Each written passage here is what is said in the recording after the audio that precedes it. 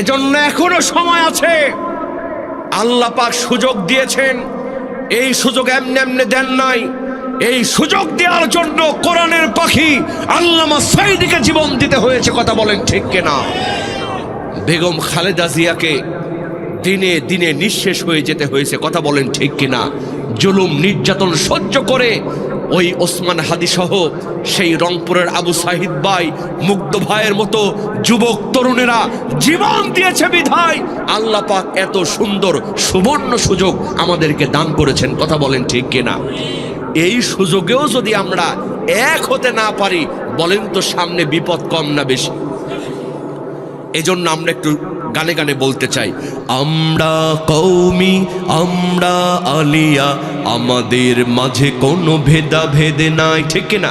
বলেন না আমার সাথে, আমরা কওমি, আমরা আলিয়া, আমাদের মাঝে কোনো ভেদাভেদ নাই।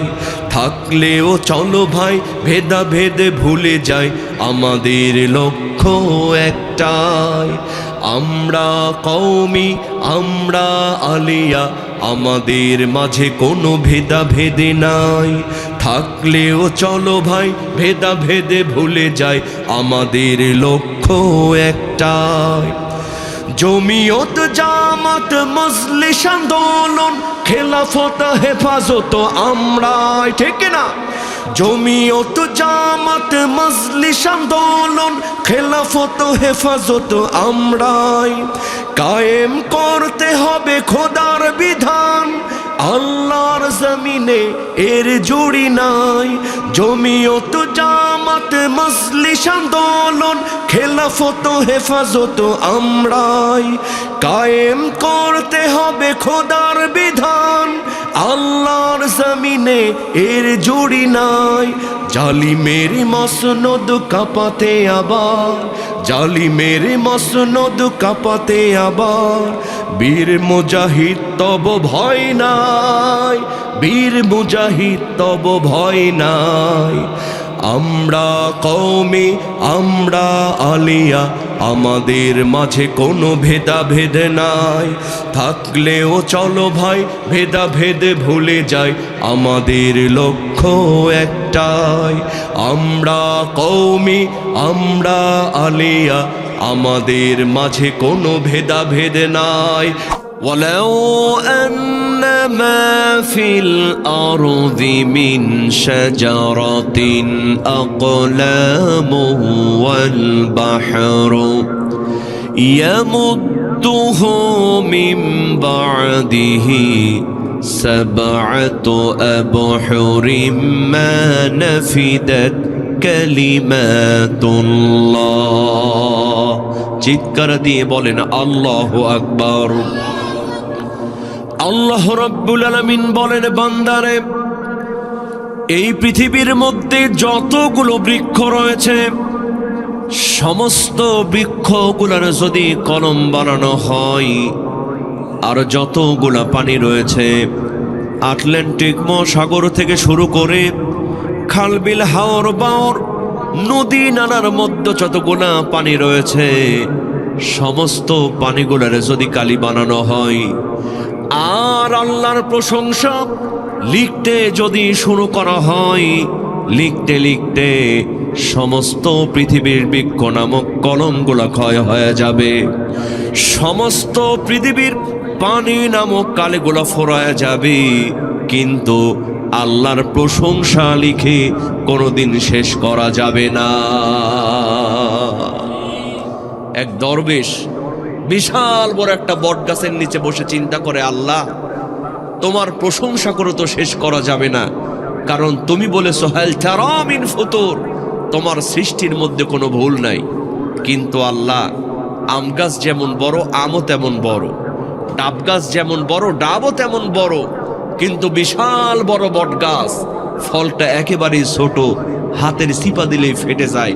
আল্লাহ, এটা বুঝি তুমি ঠিক করো নাই? নাউজুবিল্লাহ কমেন না।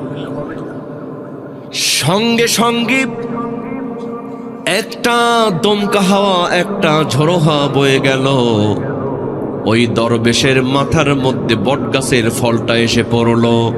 সঙ্গে সঙ্গে ওই দরবেশটা আল্লাহর জমিনে সেজদায় লুটায়া পড়ল।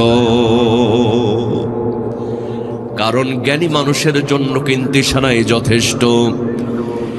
এই দরবেশ চিন্তা করলেন, আল্লাহ, তোমার সৃষ্টির মধ্যে কোনো ভুল নাই, কিন্তু মানুষ যখন ক্লান্ত পরিশ্রান্ত শরীর নিয়ে একটু বিশ্রাম নেওয়ার জন্য, আরাম করার জন্য বিশাল বট বৃক্ষের নিচে আশ্রয় নেয়, আয় আল্লাহ তাআলা, ওই কাঁঠাল গাছের মতো ফলটা যদি বড় বড় হতো, ওই ডাব গাছের মতো ফলটা যদি বড় বড় হতো, আর মানুষের মাথার মধ্যে যদি পড়তো, সঙ্গে সঙ্গে মানুষের মাথা ডিম্পোস হয়ে যেত। আমার ভাইয়েরা, আল্লাহ বললেন, বান্দারে, প্রশংসা করবা কেন, গোলামি করবা কেন? সুম্মা রুজি'ইল বাসারা কাররাতাইনি ইয়ানকালিব ইলাইকাল বাসারা খাসিআন ওয়া হুয়া হাসীর।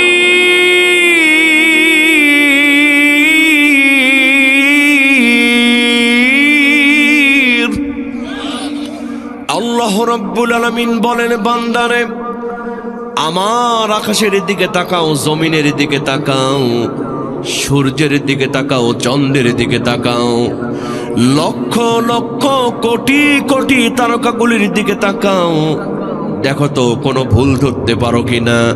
তোমার দৃষ্টি ক্লান্ত পরিশ্রান্ত হয়ে তোমার দিকে ফিরে আসবে, কিন্তু আমার সৃষ্টির মধ্যে কোনো ভুল ধরতে পারবা না। তোমার হুকুম ছাড়া গাছের একটা পাতাও নড়ে না, শিশির কোনা মেঘের বাদল কিছুই ঝরে না। আমার আশায় আশায় দিন ফোরালো আইসা মায়ারে সংসারে, আখির কাষ্টমে বান্ধনা দয়াল আমারে, ও দয়াল বান্ধনায় আমারে, দয়াল বান্ধনায় আমারে, দয়াল বান্ধনায় আমারে, ও দয়াল বান্ধনা মারে। চিৎকার দিয়ে বলেন না মারহাবা। তাহলে আওয়াজ আসতে হবে না জোরে হবে? কণ্ঠ দিয়েছেন কে? সুতরাং আল্লাহর প্রশংসা করতে গিয়ে যদি আমাদের কণ্ঠটা ভেঙেও যায়, কারো কোনো লস হবে? কি বলেন লস হবে? সবাই জোরে সরে আওয়াজ দিতে রাজি আছেন না? নাই? সবাই রাজি আছেন তো? সবাই রাজি আছেন তো? আসুন, দল মত নির্বিশেষে যার কণ্ঠে যত শক্তি আছে সমস্ত শক্তি উজাড় করে আবারও বলে উঠছি, আলহামদুলিল্লাহ। সবাই বলেন, রব্বানা লাকাল হামদ হামদান কাসীরান তাইয়িবান মুবারাকান ফীহি। প্রশংসা করলাম কার? আসুন আমরা এবার মূল তাফসীরের দিকে চলে যাই। আমার ভাইয়েরা, আমি আজকে আপনাদের সামনে পবিত্র আল কোরআনুল কারীমের একটি গুরুত্বপূর্ণ সূরা, সূরার নাম হলো সূরাতুল কারিআহ। এই সূরাতুল কারিআহ এই সম্পর্কে আলোচনা করব। আপনারা, আমি যখন শুরু